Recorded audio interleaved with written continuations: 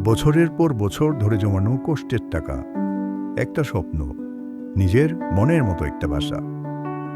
Client যখন সেই টাকাটা ইন্টেরিয়রের জন্য আমাদের হাতে তুলে দেন, আমরা শুধু একটা বাজেট পাই না, আমরা পাই একটি স্বপ্নের দায়িত্ব।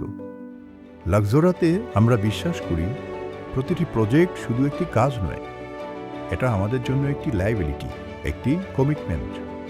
আমরা জানি এই টাকার সাথে জড়িয়ে আছে বিশ্বাস, এই দেয়ালের সাথে জড়িয়ে থাকবে একটি পরিবারের স্মৃতি।